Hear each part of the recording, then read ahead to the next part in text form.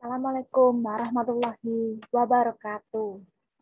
Perkenalkan, nama saya Herlin Dwi Dita Tantamalia, NIM 210-240-10018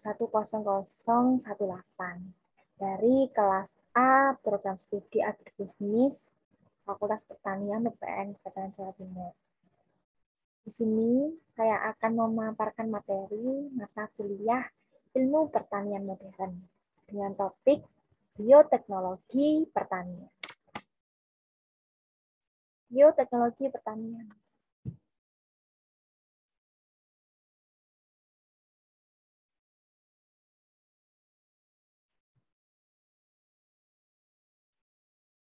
Pada hakikatnya, kata bioteknologi dapat berasal dari dua kata, yaitu kata bio dan kata teknologi. Kata bio dapat diartikan kehidupan, sedangkan kata teknologi dimaknai sebagai suatu cara ilmiah yang dipakai untuk mencapai tujuan secara praktis.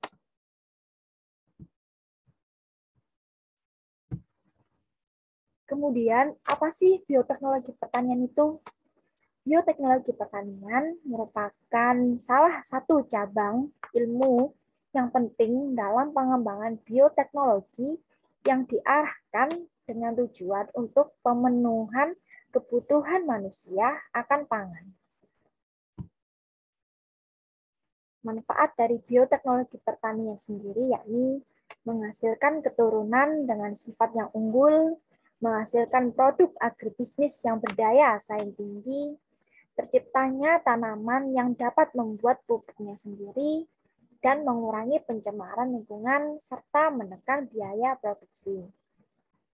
Namun, di sisi lain, terdapat kelemahan, yakni adanya efek kompensasi, munculnya hama target yang tahan terhadap insektisida, munculnya efek samping terhadap hama non-target, dan biaya yang muatnya relatif tinggi.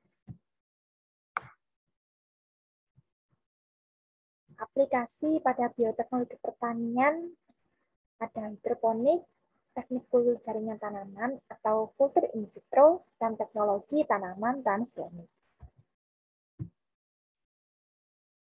Hidroponik.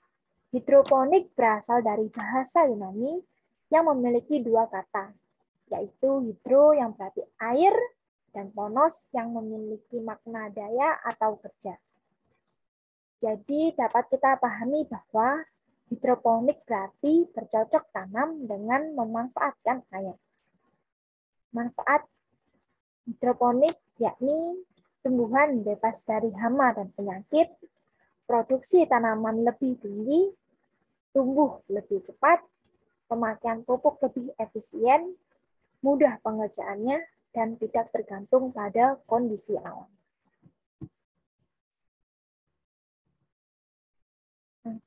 Selanjutnya yakni teknik menanam hidroponik. Yang pertama, teknik water culture system.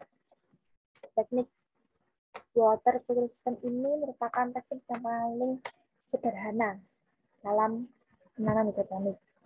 Yang kedua ada hidroponik drip system, yaitu cocok tanam hidroponik menggunakan sistem irigasi tetes untuk mengeluarkan nutrisi ke wilayah pekarangan melalui selang irigasi dengan menggunakan driper yang diatur waktunya dengan timer. Yang kedua, hidroponik aeroponik system, yaitu cara sistem menanam hidroponik pada udara yang lembab tanpa menggunakan media tanah. Hidroponik system itu disebut juga sebagai dengan sistem sumbu. Hidroponik NFT atau nutrient film teknik atau nutrient film teknik, ya ini masa tanam menjadi lebih singkat sehingga bisa melakukan penanaman yang lebih banyak. Dan yang terakhir ada sistem hidroponik UV dan flu. Ya, ini dikenal juga dengan sebutan sistem pasang surut. Ada sistem teknik menanam hidroponik. Dan berikut ini adalah gambar dari hidroponik itu sendiri. Selanjutnya ada kultur jaringan. Istilah kultur jaringan mengacu pada teknik untuk menumbuhkan jasad multiseluler dalam medium padat maupun cair, menggunakan jaringan yang diambil dari jasad tersebut.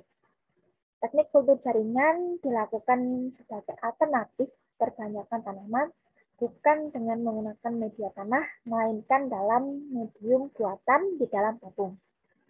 Jenis kultur jaringan ada kultur talus, kultur protoplas, dan kultur sel.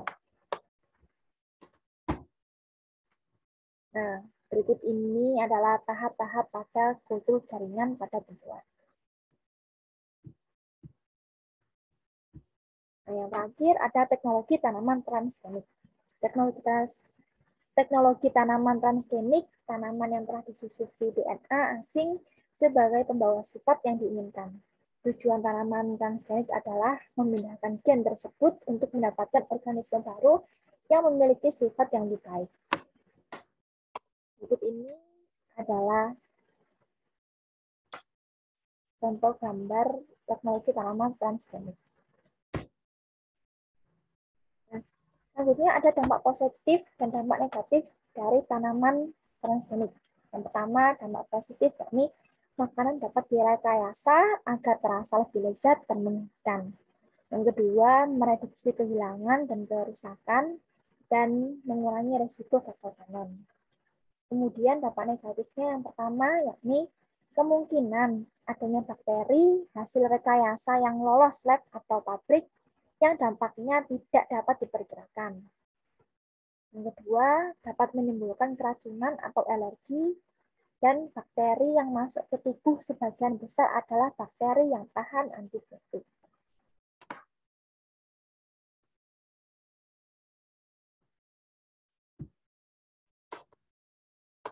Berikut daftar pustaka sumber yang saya gunakan dalam pemaparan materi.